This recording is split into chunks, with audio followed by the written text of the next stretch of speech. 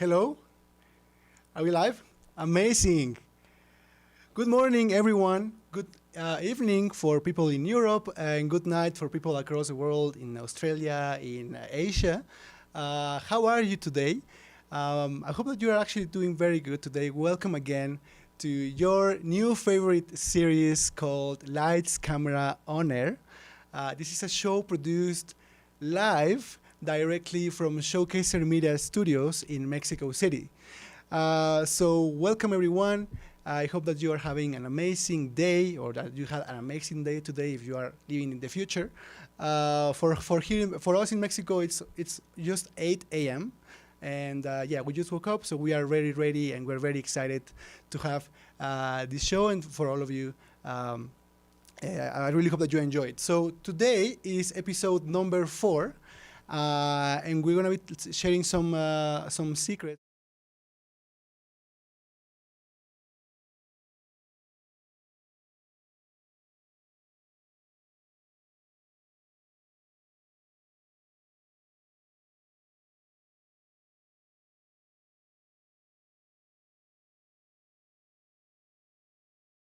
A huge progress already.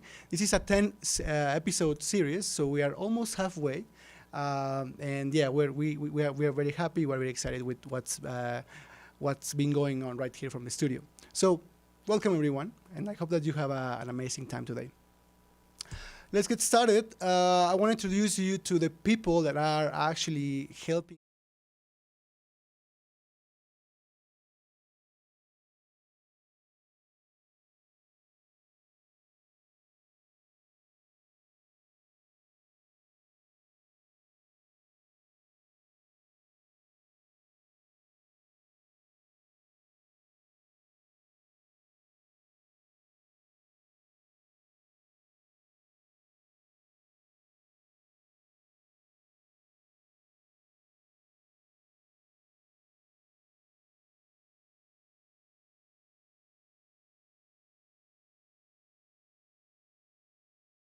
The creative director at Showcaser Media, and of course the chief of Master Control, Jorge, saying good morning. How are you, Jorge? I am fine, Omar. Yes. Thank We've been having a very intense month for sure. Actually, yesterday, I will tell you more of what happened yesterday, but we haven't been sleeping that much because there's a lot of things happening, but we are very excited again. So yeah, that's happening backstage here behind the camera, but also we are having two people helping us with the marketing of this show, creating the designs, creating the social media posts. Though these girls are not actually here with us, they are working with us remotely from the north of Mexico, which is it's Monterrey. So their names are Dani and Ana Pau. Unfortunately, Ana Pau couldn't join today with us, but Dani, hello everyone. Hello, good morning. I hope that you are amazing. So yes, these two girls are the members of our design team and the marketing team, and they have been doing an amazing job with us. So, as well as a reminder, Dani is going to be helping us control the conversation on YouTube channel. So first of all, let us know in the comments, where are you watching us from? And yeah, what are you doing? What time is it right now for you? Maybe it's very early in the morning, maybe it's very late. But first of all, let us know a bit of where are you watching us from. And also, if you have any questions during the show, if you have any comments, Dani is going to be helping us a lot into like following the conversation, provide you some information if you need it. So yeah. Also, a call to action that I have for everyone is, I've been saying this every episode. I think it's starting to be a bit tiring for you, but we are aiming to achieve 100 subscribers by the end of every show. We are still at, I think last week we were at 81. But after that last episode, we actually grew, I think, over like 5 subscribers. Yeah, so that's a very good progress now. So if you haven't subscribed to the channel, just hit the button and press like and share it with your friends. If you think this is something that could be valuable for other people, just subscribe and let that person know. All right. So I want to tell you about this new section about the updates of what's happening here at the studio with the company.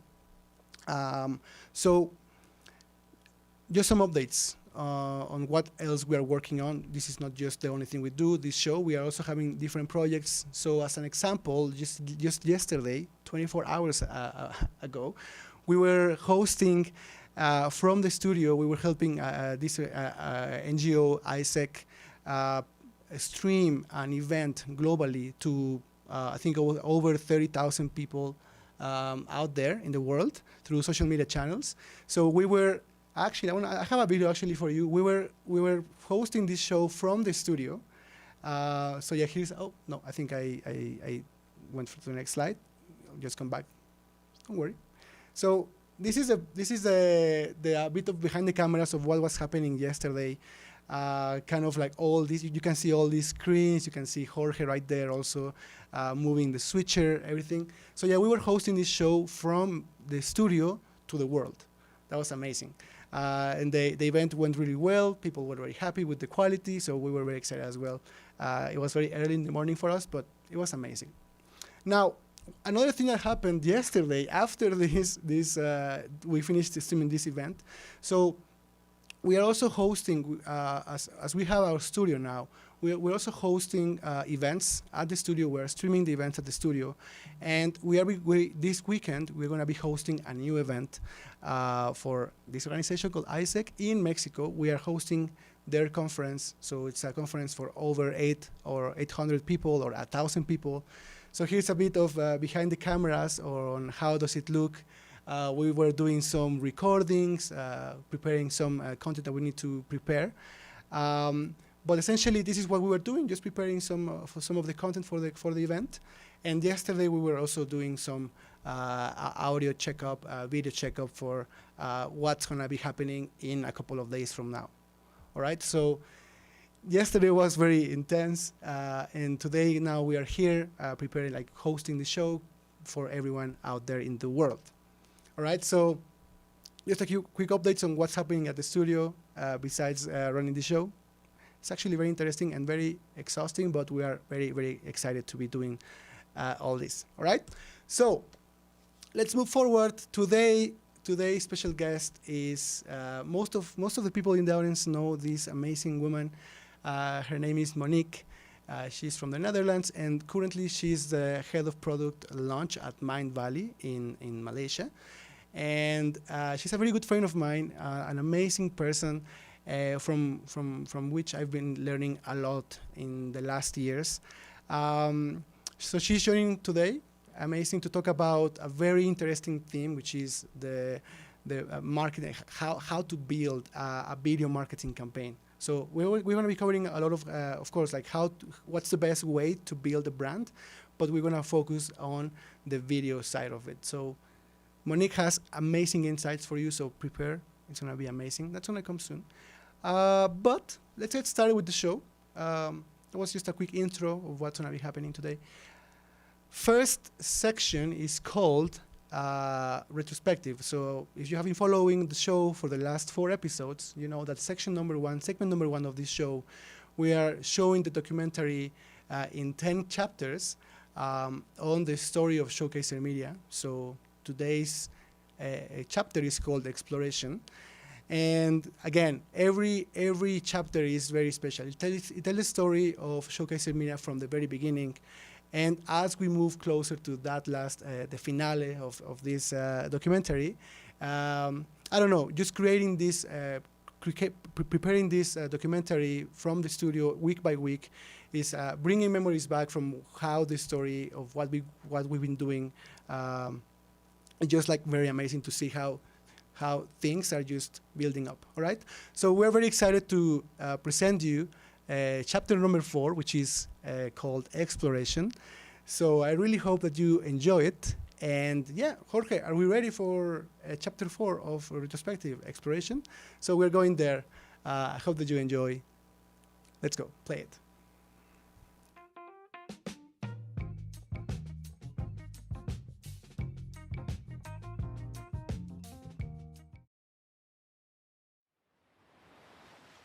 A man goes to the palace of the king and asks for a boat. What he wants is to go discover an unknown island. But there are no unknown islands, everyone says to him. He persists in his demand because he believes that such an island exists. He is granted with a boat and then departs on a new adventure looking for the unknown island.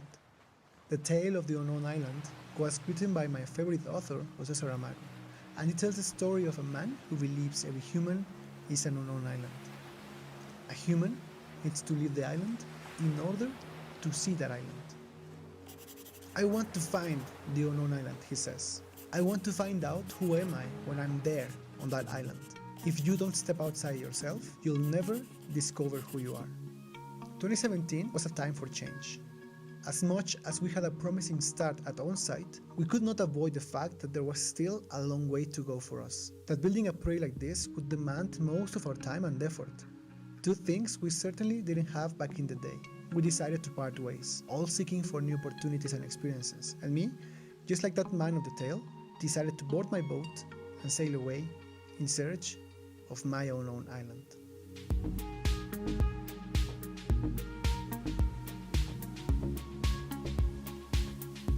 For 2 years, I embarked on an adventure of massive growth and self-discovery. I became the head of marketing of an NGO, ISEC, in 2 extraordinary countries, Norway and Canada. Simply put, my responsibility was to develop and execute the marketing strategies in both countries, to make a brand that was consistent and remarkable, to attract and convert new customers, to make people fall in love with the things that we were doing, and leave a legacy for the future generations to come. I think I always knew I wanted video to become a strong component in the way I wanted the brand to be positioned. I've been paying attention to how major brands have been running their campaigns. This is the reason why, for every marketing campaign that I launched, I made a video for it. A video with a story that could connect people and make them feel something. I learned 2 important things during my time as a marketer in these 2 countries.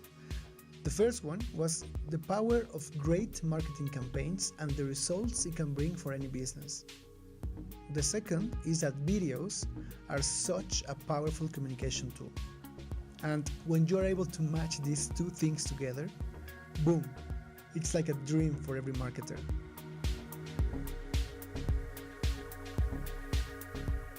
Life is an exploration of things. The more exploration we make, the more knowledge we gain. Having spent 2 years abroad exposed me to different realities and perspectives, and it certainly helped me shape my understanding of the world. Life opens up opportunities to you, and you either take them or you stay afraid of taking them. So remember this: a human needs to leave the island in order to see the island. If you don't step outside yourself, you'll never discover who you are.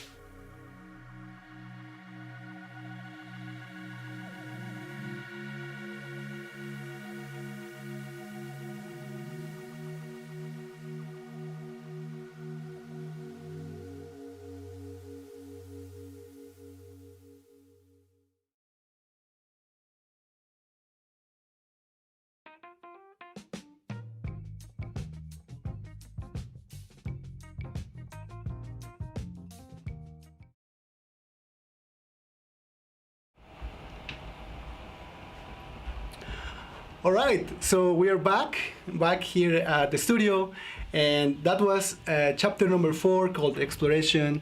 So yes, if you haven't read this book, it's actually a very short book, so I would definitely recommend it. It's actually amazing, from my favorite author, Jose Saramago. You should really read it. All right, so we're back here in the studio for the next section, the next segment of this episode, which is called Let's Get Hacky. This is a space where we provide our audience with some of the insights, some secrets. As you know, we're talking about video production, media, broadcasting, and all these elements that combined, it's what we do on a daily basis. So right now we're going to be sharing some secrets on this particular topic on how to build a brand that people love, right? So yeah, let's get started. So the first hack or the first tip that we can give you is you have to build a brand. Today, building a brand is more important than ever. So as you know, a brand is every interaction you have with a company, right? So building a brand that is something that people can connect with is definitely a huge differentiator.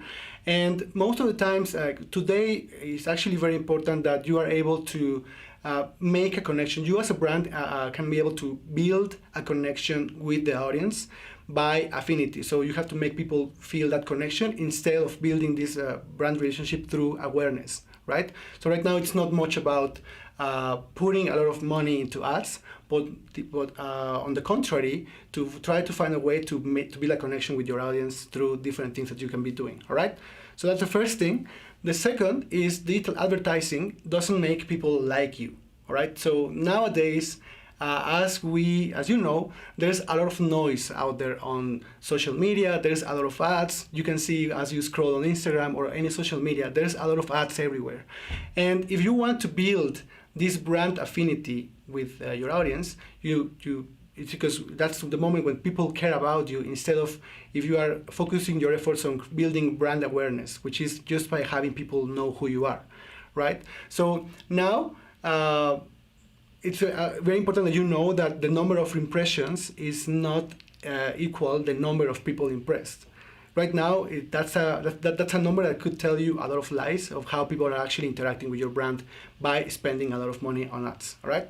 So yeah, try to focus your efforts on building brand affinity instead of building brand awareness. Now, what is this concept of brand affinity? So, or how can you build it actually? The way you build brand affinity is you have to think of as a relationship that you build with your customer. Okay, so as you know, as in everything, relationships take time. Yeah, so how can you make sure that your customers are spending more time with you and your brand? Well, customers want to be entertained as they learn, and it's a new way for brands to start engaging with their customers. So the way this has been done in recent times is by having ad campaigns or content or events or some specific partnerships. So what companies are doing right now, or like recently, is creating binge-worthy content, which is what's this binge-worthy content is the kind of content that makes you go episode after episode after episode. All right. So then this way you are achieving the goal of having the customers spend more time with your brand. Right. So recently you can be doing this by building your show, or by doing podcasts or webinars or films or documentaries. So if you have been putting attention to what we are doing right now as a company, Showcaser Media, we are doing exactly this point. We want people to spend more time with us, so we are doing series like this one. We are kind of telling everyone more about what we're doing with content that is more than just ads, all right? So this is how we are trying to build affinity with our audience right now. Good. So that's the concept of brand affinity, but then how can you I want to talk to you about this concept of brand affinity marketing, this is a marketing approach which is going to help you build that relationship with your audience, right? So how do you do this? Is by creating and distributing this binge-worthy content. And by now, your brand should be focusing its efforts in creating that connection with the customers, so that these customers can connect because they share your values, and this way people will spend more time with your brand, and you will spend more time with your customers, and then also these people is aligning to the story that you are telling. Okay, so you should be focusing your efforts, because now brand affinity marketing is not just a strategy that you should be a marketing strategy. It should be a whole company strategy, right? The goal, remember, is to build deeper relationships with your customer, and because of this, you're going to be creating a legion of brand advocates. People will be talking more about what you do what you are, because they have that connection with you, right? So again, the huge recommendation that we give is that brand affinity marketing is not just a marketing strategy that you can just implement for a month. This should be a whole company strategy, building this relationship, and as you know, this takes time. So recommendations for us from Showcase EMEA about how can you build this is start having an in-house team to create this content for you, right? So you need to hire a designer, you have a videographer, a copywriter, and a video producer that are actually gonna create this content that is gonna be more needed in the future if you wanna build this relationship. So this is a very strong recommendation we give to people out there that wanna build this brand affinity with their customers. All right, so those are the 5 hacks that we have for you today in this episode. So yeah, now let's move forward to the next break, which is our first music break by Julia Samokina, an amazing girl at the trumpet and the saxophone. So Jorge, whenever you're ready, we can just move forward for the music break.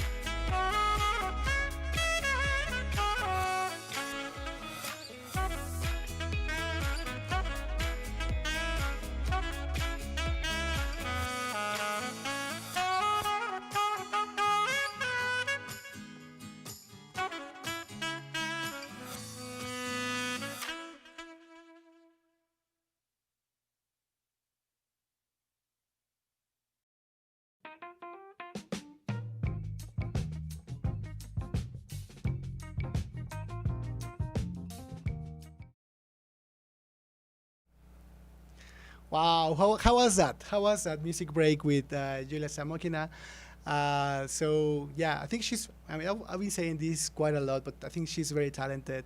And yeah, we've already getting some phone calls from people in Mexico, like, hey, where can we find this girl? Because we want to have her playing in our shows or something. So yeah, just give us a call. We'll let you know.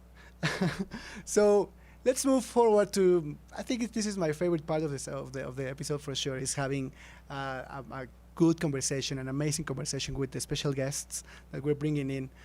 So here's Monique. Monique, yeah, I promised Monique that I would learn to pronounce her name, but I don't wanna like say it in public because I think that could be very bad for me. But Monique is joining me today. Monique is, as I told you, is an extraordinary person that I met actually not so long ago.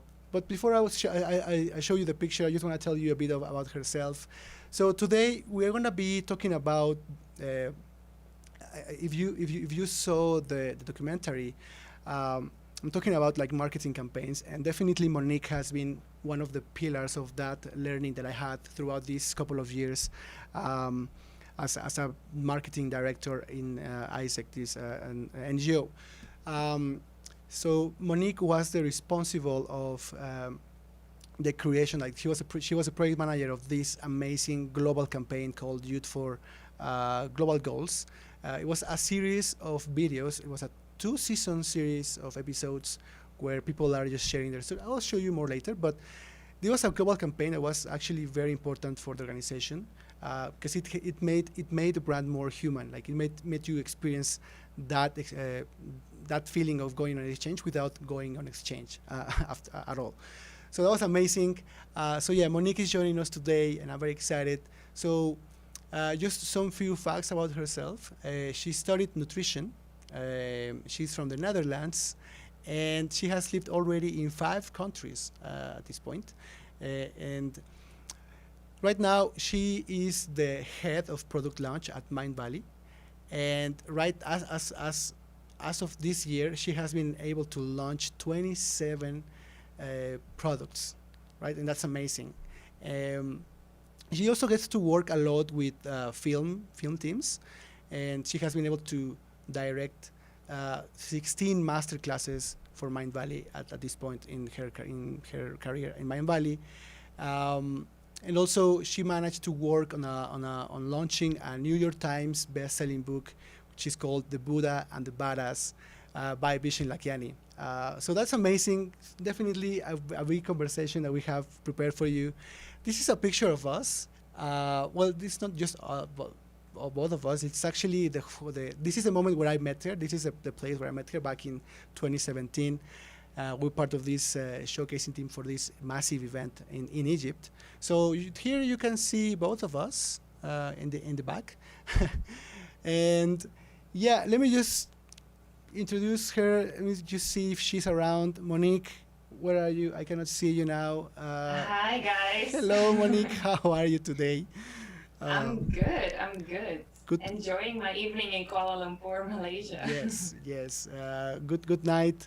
So yeah, just a bit of some context from this picture. I don't know what do you remember about this, but I really remember having a lot of fun with all these individuals, creative people creating content for this event. And this is the moment where I met you, and actually really it was a huge, I officially met you because I met you virtually before, but this is the moment where I was, oh, this is the Exactly. girl. So what do you remember? We were running through the desert of Egypt.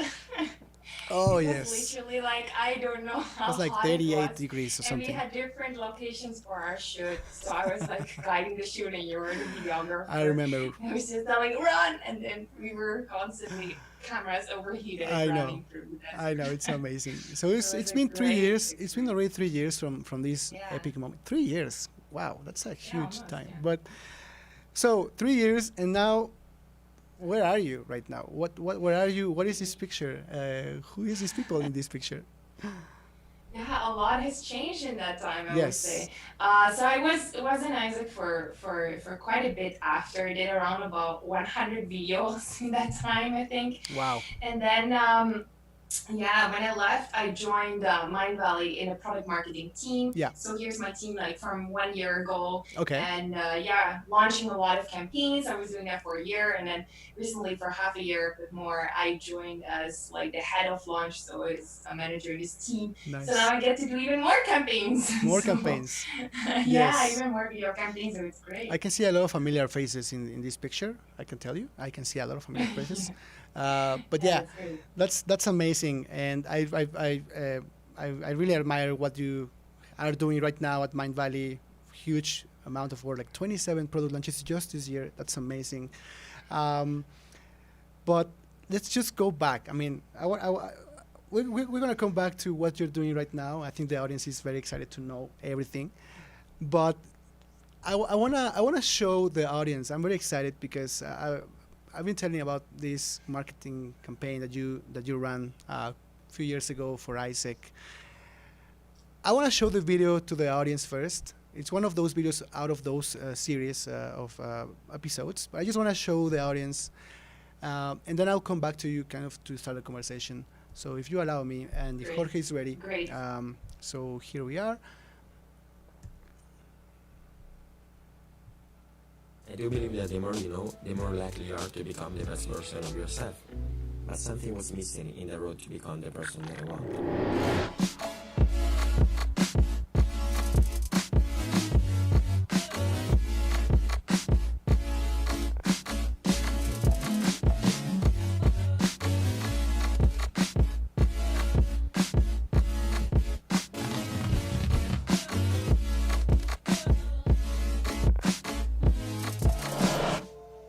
That something missing was my own personal story. I found a volunteering project in Costa Rica called Naturatica, a project where I could really see my impact on Sustainable Development Goal number 13, climate action. Naturatica gave me the opportunity to live with an indigenous community called Bribri and contribute directly for their development.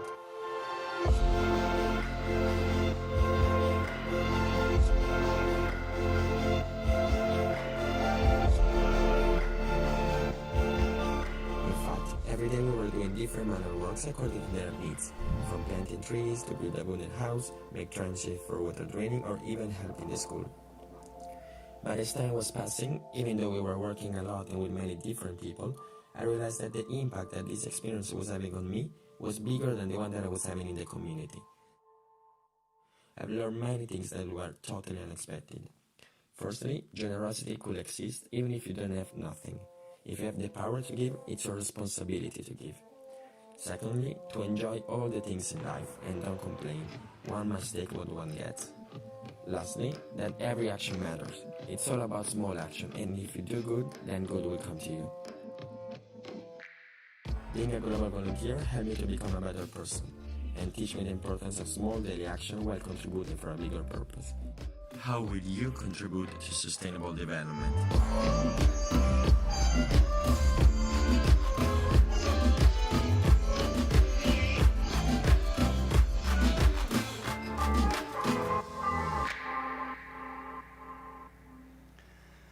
Wow. I mean, this is just one video out of many videos on this series called Youth for Global Goals.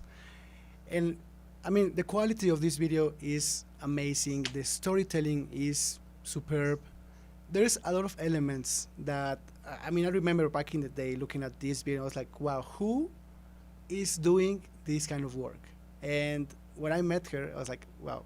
So, Monique, what can you tell me about this campaign and this idea? Yeah, I actually, it's so great to watch back every Yeah. single time these videos. It feels a lifetime ago, but it's so nice.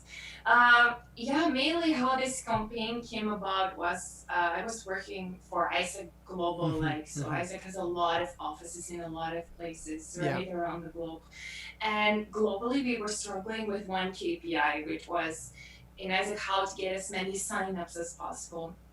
So we had that problem, and the main root cause of this problem is as well, like a lot of specific countries and specific territories, they didn't have capacity to create content, or they didn't have marketing teams who could take care of it. Yeah. So that's why they were simply not participating. So that was one of the pain points that they had, that we came up with, if we make content and we make it localizable as well with language, then everyone can post and everyone can support this and join this campaign. Yeah. And the second part as well was that if you post on all different channels and everywhere and everyone sees the same message, you also keep emphasizing the same message to the customer who's watching. So the more a person is exposed to the same content, the more they are picking things up and changing your behavior. So it takes around about 9 exposures to something to actually change people's behavior. So that's why if all the channels you post the same message, then as well this amplifies each other. So that's many of the reasons why we started trying this. And yeah, it was overall really successful, I would say. I can say it was more than successful for sure. I think I was one of those examples that you are recalling, which is there is like not enough people to help us build those campaigns. So of course, like having this huge support coming from the global office was definitely a huge help for us because we needed to make the brand more human. We need to show people, real examples on how these experiences were being delivered. And yeah, I can tell you, and I think I told you already this, but this was a huge help for most of us. I was very excited about the moment you launched it, the moment you week by week, just like we're doing right now here with this series, week by week, just showing some episodes. There was a huge work being done by you and your team, and I don't know, it was really amazing. So what were the results of this campaign overall? What can you tell me about what this campaign achieved after all? Yeah, so the main component of the campaign as well was all the videos, so all the episodes, and then we had some marketing around it, but definitely video was like the core foundation of it. And overall, we reached around about 5 million people with this campaign. So, and actually I have to say that like 80% of that is organic for with a very low budget. So, and this is also only the Isaac global account results. Actually, a lot of countries, like you were also sharing back then, and a lot of people, and that's not even counted in these results. So the actual results are much higher than this as well. Wow. And yeah, and even we mainly focused on social back then because it was our strength. But yeah, in a repeat, this would have been even more explosive, I think, based on the learnings I would have as well from that first campaign. That's impressive. I've been looking at the numbers since you sent me this slide. I was like, wow, that's a very nice number that I think a lot of brands would really like to have. But again, something that you managed to achieve in an amazing way. Moving forward, how is this previous experience working with these campaigns, all the work that you put on those? Are all these elements combined into what you are doing right now? How's it become relevant to what you're doing at your current job in Mindvalley? So maybe you want to give some context of what you're doing. Yeah, I can give some context of what I'm doing. So since I joined the product marketing team of Mindvalley, our team is very core in the company where we work with all different teams and we basically decide like what is the marketing strategy of a certain product, and then we work with all the different teams around it. So I also work a lot with film. So as I said in Isaac, I did around 100 reviews. So I was the most excited when I was allowed to go back to set. So you see some pictures as well from me on the set. Working for a health product, actually for and that was, I'm a nutritionist, so I'm very excited about that, right? Of course. So working a lot with film team, and I was very excited from the initial beginning on that. It's a core part of our campaigns, and I saw how relevant my background was and what I was doing with campaigns by really understanding how is video the main element in our campaigns. And I was, I think, 3 or 4 months in Mindvalley when I was working on a campaign for this product, as you see also from the shoots. And then I worked together with Vision to create this video, which is called the 5 Food Lies. And this video was like one of the first viral videos that Mindvalley had. It had 5 million views in, I think, 1-2 weeks.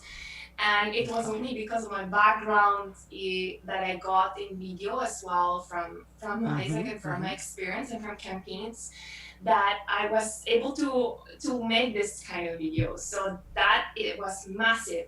So what I think is missing a lot is a lot of editors and videographers, they have a lot of background in like how to make one video, but how do you actually convey a full message and how do you actually make sure that it's consistent, so that it's not one great video, but that it's a consistent line of content. So that also comes back to brand affinity, as you explained earlier.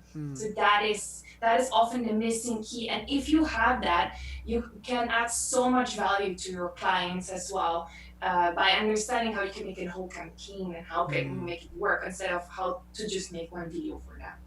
Basically, yeah. Yeah, I definitely agree, and I think that's the answer to today's question, like how to build a brand that people love.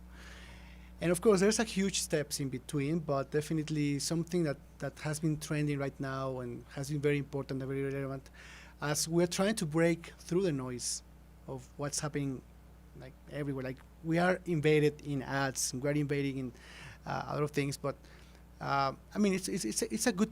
I'm not saying ads are bad, but I think it's an important element. But you should not make that your whole strategy. You should also have content that people can come back to and they feel connection with that. And I think definitely this brand affinity, let's say, concept that we're trying to establish here in Showcasing Media is also aligned with this idea. No. We are also starting. We don't have like a huge budget for ads, so let's use what we can do, which is creating, producing things like this series, and kind of what you have been doing as well, just putting us out there, try to build that connection with our audience. So yeah, that's good.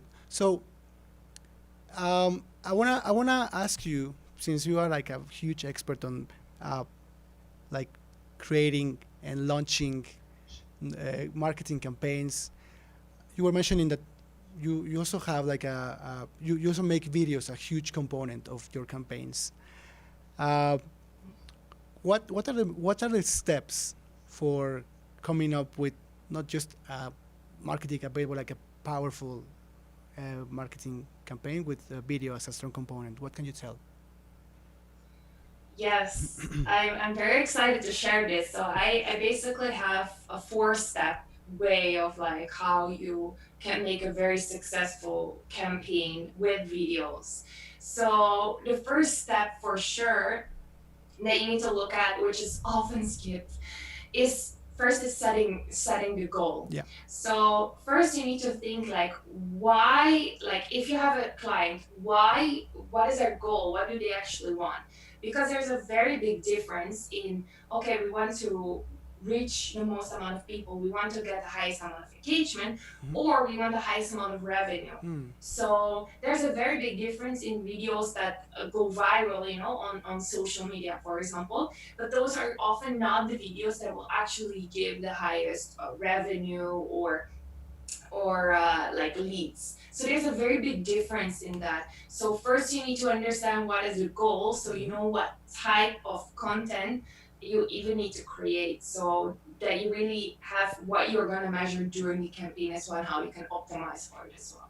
Yeah. So that is the very basic first step that people often skip. They just go ahead like, oh, let's make a nice video for this page. That's basically the first thing. Cool. And then the second step, which is I think the most, like all of them are important, but this one is like really often misunderstood. And there's a preparation of a campaign. So when you make a campaign, at first you have the goal, right? So imagine your goal is revenue or leads. Then you need to think of what is actually the pain point that we have, and what is the one solution for that. So what is often done in campaigns is that every video is having another angle, and every message is having another angle towards the same product.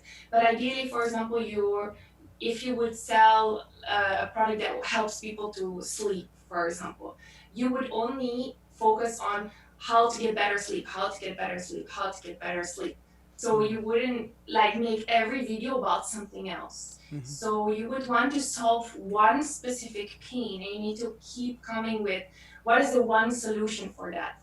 Because also if you look at like the big platforms, they're all based on relevance. If a person is looking on Google for something, you will find the relevant searches on top, and if you click on the page, you find again the same thing. So it's the same words that are repeated all the time, the same language on the page. So the most important thing is to very much know what is the one pain that I want to address and what is the one solution I will offer for that one pain that I keep repeating over and over again in the messaging. Yeah. So as I said before, you need 9 exposures in order for people to really get the message. So that's why if you deviate from the message all the time, it's not gonna work so much. Yeah. So then, for example, you know your message. Then the next step is like, what actually is gonna be my structure or my channels? If you have a product that is very B2B focused, then you're like, okay, we need maybe a lot of videos for LinkedIn, or for maybe email is a better channel. When it comes to if you sell a very other product, it's more social media, like Instagram. So if you make a video for Instagram, it'll be very different than creating a video for LinkedIn. So that's the second thing, is like, what lead sources am I going to use? Is it advertising, email, social media, organic? So that's what, based on that is the next step, like what kind of, what is the main message and what are the channels that I have? And then the third part of the preparation is the production, the timeline. Also, people try often to rush a lot campaigns, like, oh, let's do it all in 1 week. It's going to be great, but rather you have a better preparation. Yeah. And I actually recommend like 2 to 4 weeks at minimum to have a prep. And if it's a very big campaign, even like 2 months, to be able to prepare it properly in advance. And specifically, if you would want, for example, your content to be able to be translated in multiple languages, you need to have it done even 1 week, even earlier. So that is this preparation stage that people often rush and not really plan out much, and also come up with so many different content angles. Yeah. Yes, for sure. Before you jump into the next point, this is also like I can make a strong connection here. Very often we are reached by people. Hey, I want to create a series of videos, no, for my company, and then they are just expecting it to be ready in a matter of few weeks, no. And then when I usually talk about like, hey, we there needs to be a proper preparation, and that's the point that you are talking about, the preparation. Like, it's not just you asking me what kind of video you want, but we also need to break it down. Like, first, like preparation, the pre-production side of it, the production, and then the post-production side. So what they think of like a 1 week project ends up being, as you said, like 3 or 4 or even more weeks project. So definitely, but it's fine. Like, people just don't know much about these kind of Exactly. preparations. Yeah. The more videos you have, I would say, the earlier you need to start. Yes, I agree. Okay, so preparation. What's next? So after the preparation, you go live.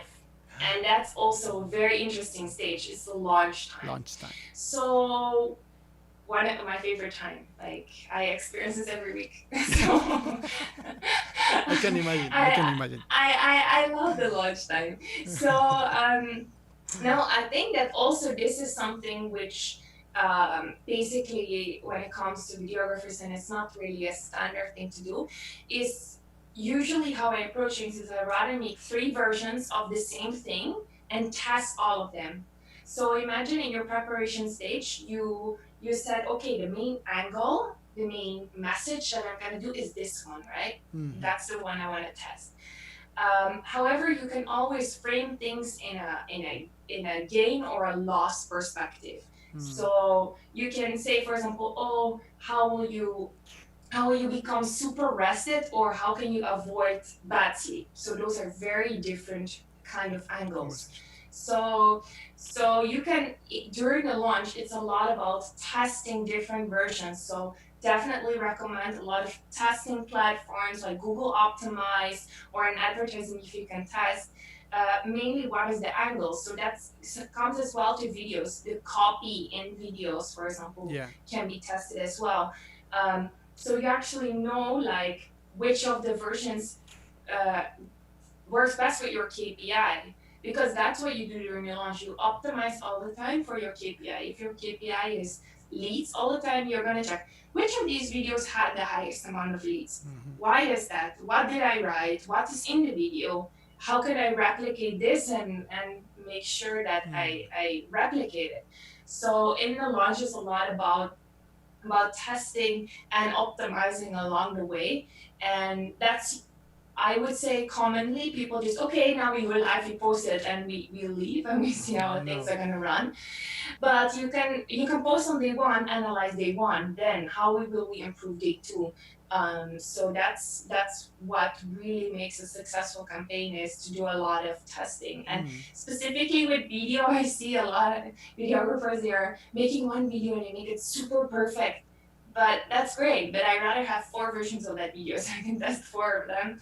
And maybe one will actually work better for the goal that actually does the campaign have. So I think that is the most interesting part during their life period that often is like not part of it.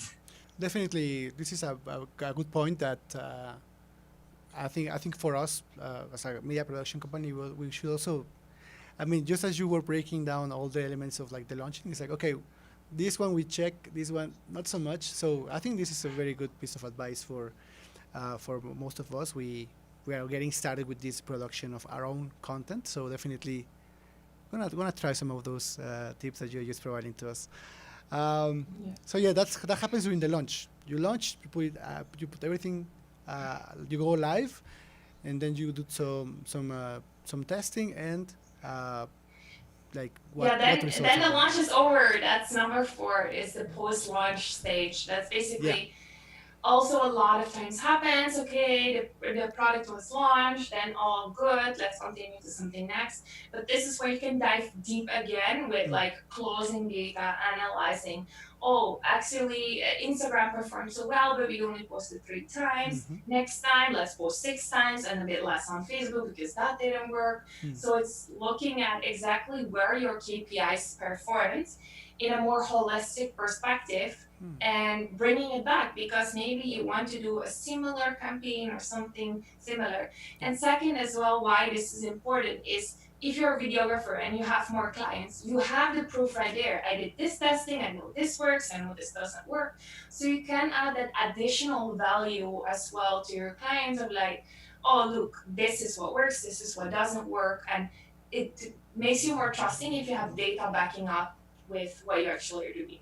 So this stage is very important to learn and to not make the same mistakes and make the next campaigns perform better that you're gonna do. So yeah. Definitely.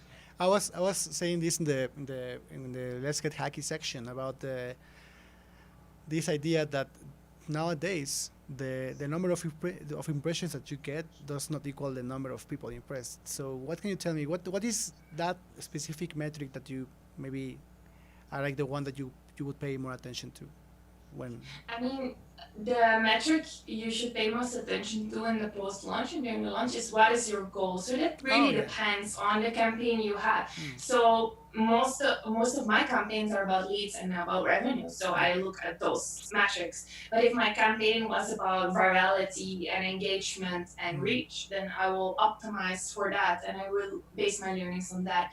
So everything comes down to what is the goal of the campaign, and that's what you base it on.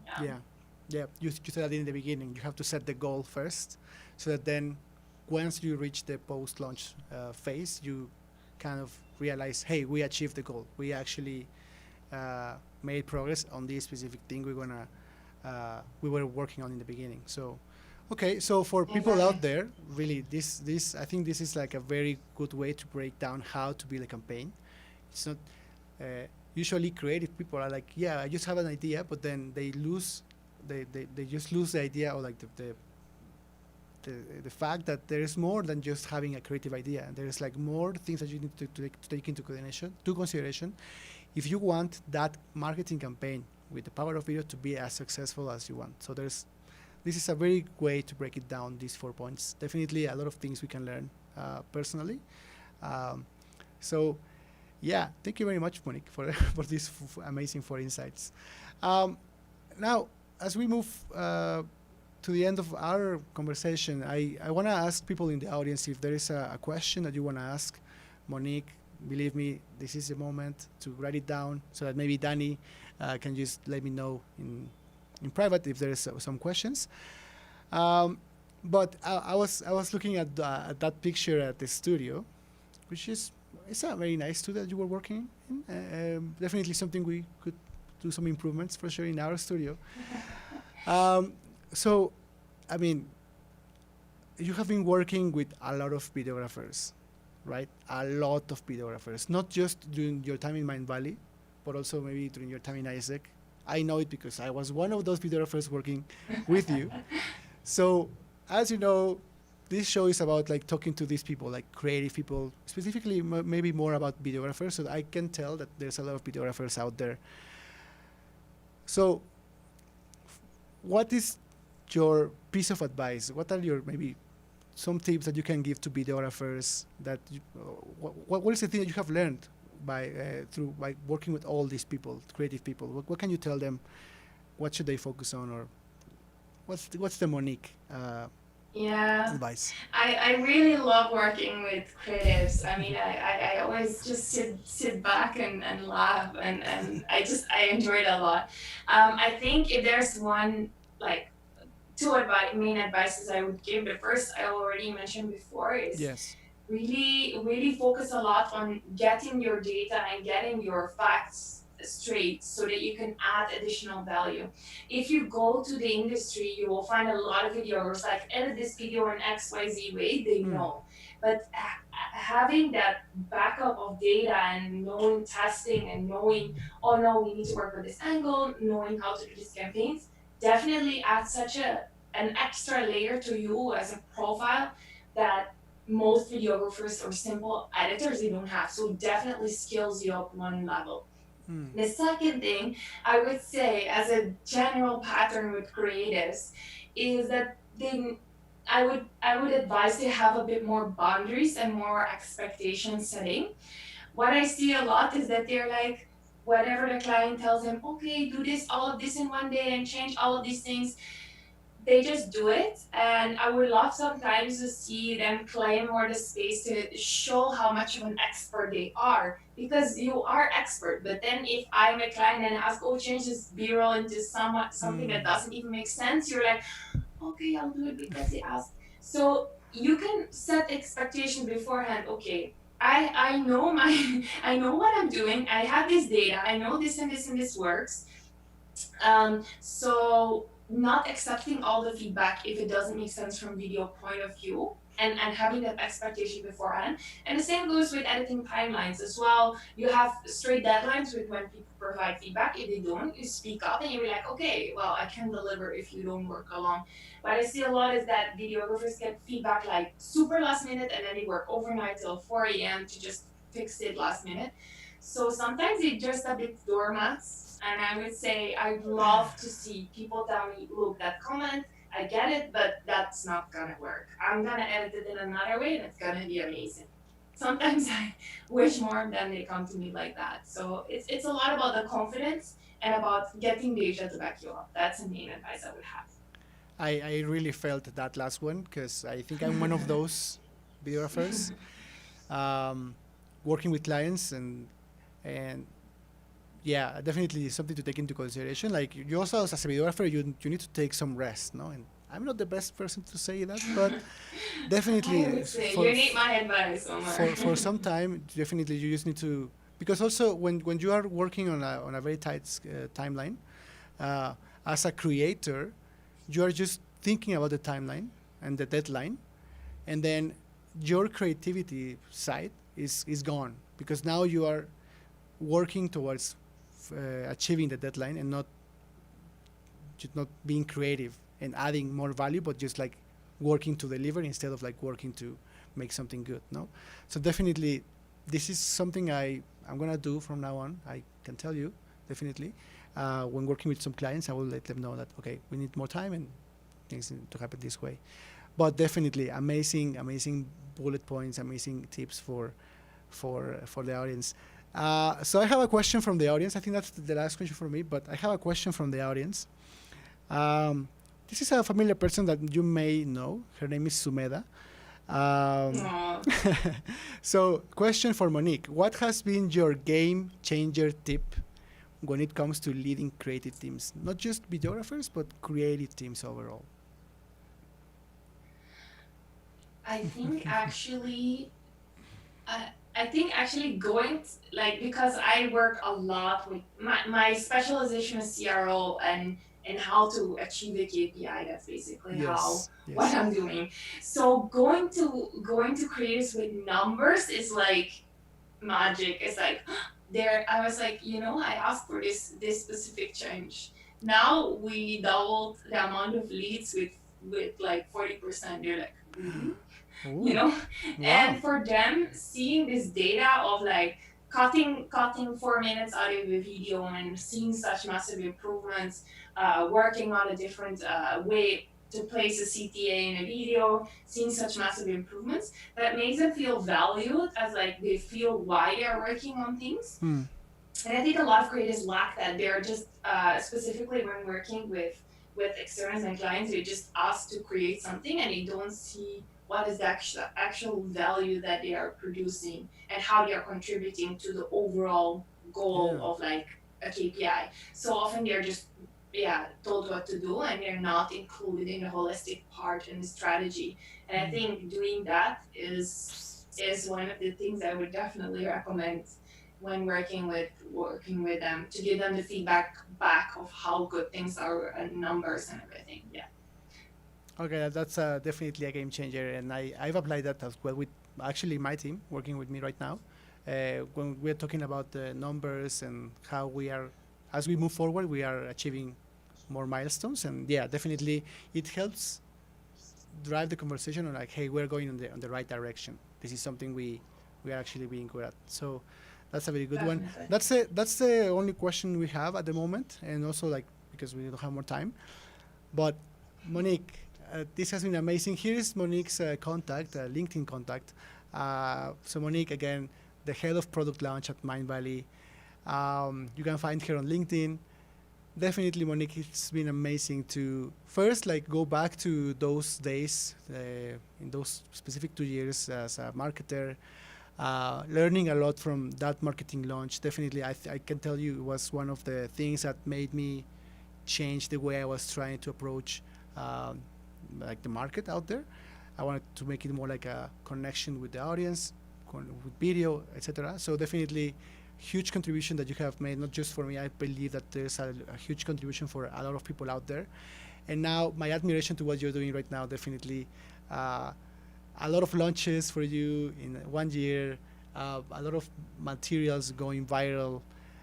Definitely, I'm actually not surprised because I know what you're doing, but definitely, I definitely wish you more success, more growth, and definitely thank you again for coming to this show today to just stay awake a bit more late than usual. I don't know if usual, but definitely it was Not a really. pleasure to have you join today.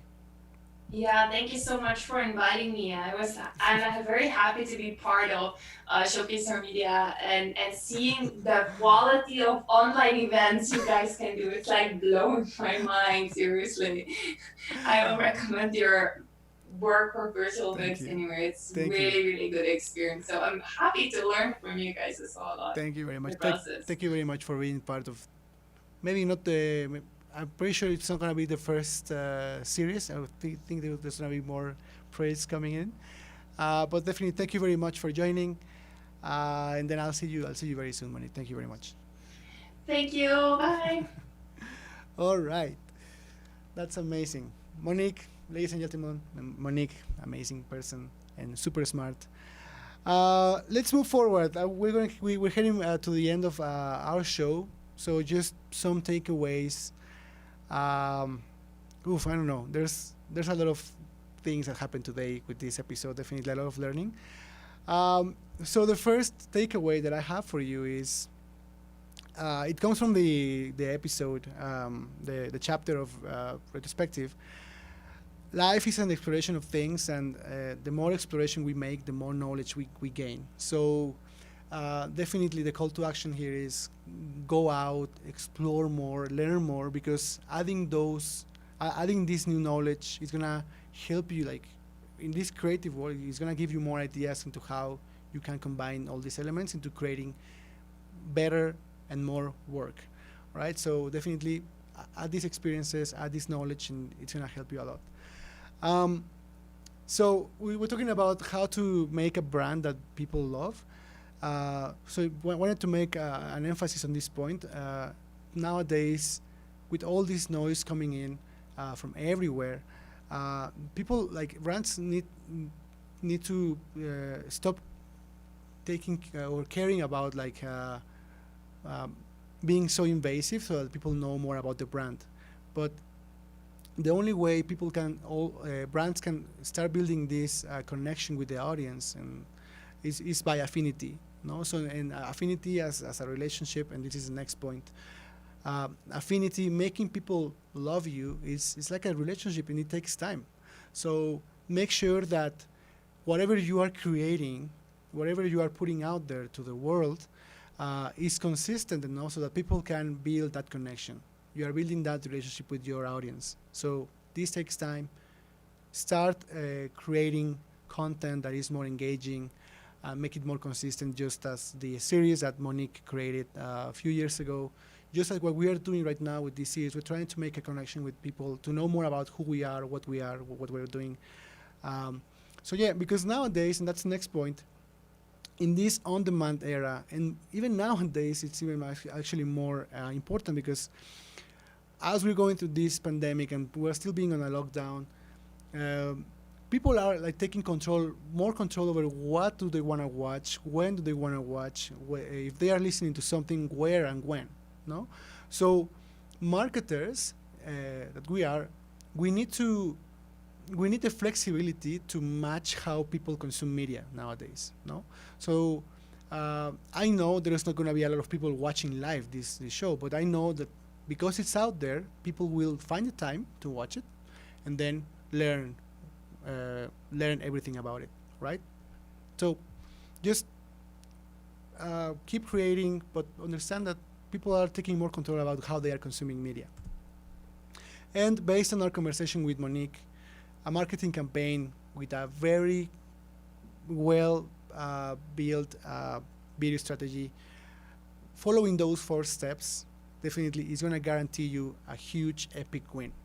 And because she's an expert on this, I definitely trust that if you just follow those 4 steps, if you take the time, your marketing campaign and adding video to it is going to be a huge epic win for your company, for your brand, for whatever you are trying to create. So definitely follow those 4 rules.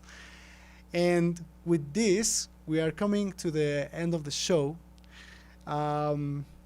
You have no idea first like how much time we are spending into creating this series for you. There's a lot of work, a lot of production, and as we are moving forward, we're also getting more projects coming in, so it's more challenging, but definitely we are very happy every episode to have a special guest coming in, share her knowledge to the audience, because people want to learn. And definitely I want to appreciate, first of all, my production team.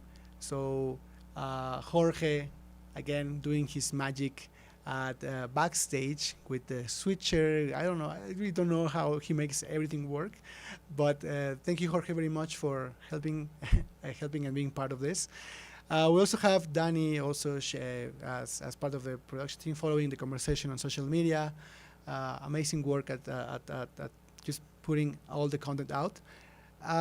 And for sure, Monique, thank you very much for joining us today, live from Malaysia, to share a lot of knowledge to the audience. I think this has been one of my favorite episodes at this point.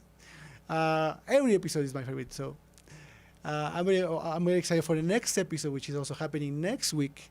We'll let you know when the time comes, who this person is going to be, and the times and everything. But for now, I can tell you again, that episode is going to be also very, very nice with the special guest. Okay, so my name is Omar Diaz. I appreciate the time that you spent with us today, and definitely really hoping that you learned something new. And yeah, really looking forward to see you next week for a new episode on your new favorite series called Lights, Camera, on Air. So what we're going to do now, we're going to go to the closing, which is with, again, Julia Samokina playing the saxophone for us. So thank you very much. See you next week for episode number 5. Take care. Have a wonderful week, everyone.